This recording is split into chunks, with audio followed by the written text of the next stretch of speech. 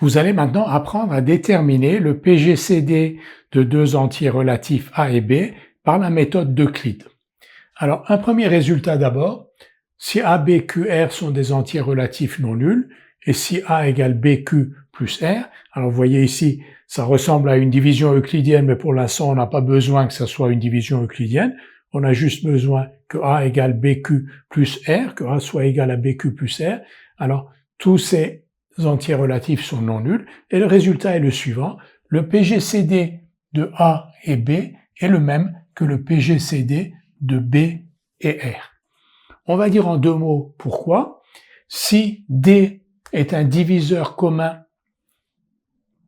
à A et B, c'est donc que D divise A et que D divise B.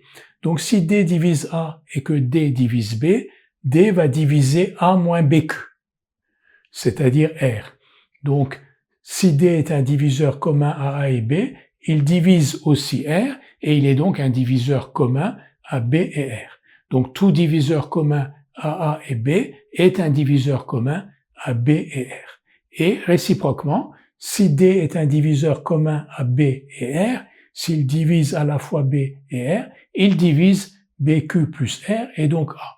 Donc tout diviseur commun à B et R est aussi un diviseur commun à A et B. Donc A et B et R ont les mêmes diviseurs communs, donc le plus grand de ces diviseurs est le même, que ce soit pour les diviseurs de A et B, les diviseurs communs de A et B, ou les diviseurs communs de B et R. Donc PGCD de AB est égal à PGCD de BR. Et on va utiliser cette propriété-là pour calculer le PGCD de nos nombres, ici donc strictement positifs, 325 et 240, et on verra comment généraliser au cas où on aurait ici des nombres relatifs pas forcément strictement positifs. Alors comment marche cet algorithme d'Euclide? Donc on a ces deux nombres, 325 et 240. On va supposer que l'un d'eux est strictement supérieur à l'autre. S'ils sont égaux, il n'y a plus de sujet. Le PGCD de 325 et de 325, c'est 325. Donc on va supposer que A est strictement supérieur à B et strictement positif. Donc ici, on va indiquer 325. On va commencer donc 240. Ce sont donc deux nombres dont on est en train de chercher le PGCD. On divise 325 par 240.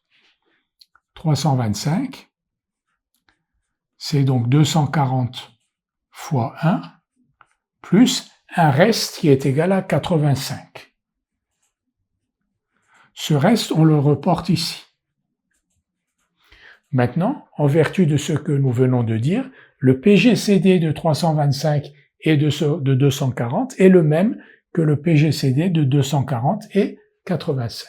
Donc 240 va prendre la place de A, donc on est à l'étape 2, et 85 va prendre la place de B. Et maintenant, on va diviser 240 par 85. 240 est égal à 85 fois 2, ça veut dire 170 plus 70. Le reste ici est donc 70. Donc si je reprends ce résultat-là, le PGCD de 325 et de 240 est égal au PGCD de 240 et de 85.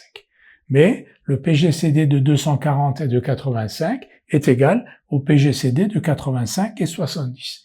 Et comme vous le voyez, on a des chiffres, des nombres de plus en plus petits.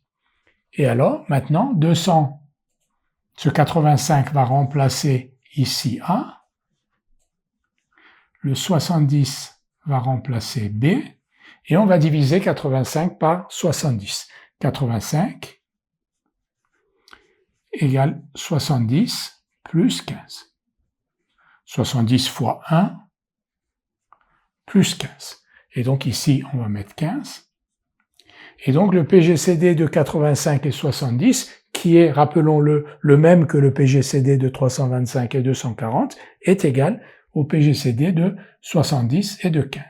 Ici, donc 70 va remplacer A, 15 va remplacer B, et on va diviser 70 par 15.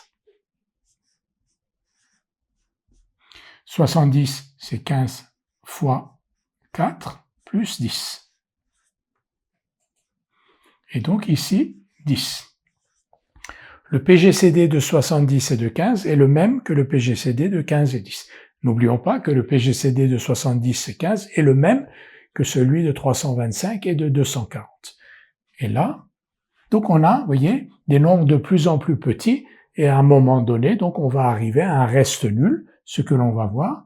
Donc ici, 15, ici, 10, et donc 15 est égal à 10 fois 1 plus 5, le reste est égal à 5, le PGCD de 15 et de 10 est le même que le PGCD de 10 et de 5. Maintenant ici, 10, ici, 5, et l'opération de division, 10 égale 5 fois 2 plus 0. On est arrivé à un reste nul, l'algorithme s'achève, et le PGCD est le dernier reste non nul. Le dernier reste non nul. Donc, PGCD de 325 et de 240 est égal à 5. Maintenant, si on voulait calculer le PGCD de moins 325 et 240, c'est le même que celui de 325 et 240. De la même manière, je vais tous les écrire. Donc l'algorithme s'applique pour des nombres strictement positifs, mais ensuite, le PGCD obtenu est le même, ici, comme on l'a vu déjà dans les savoir-faire précédents.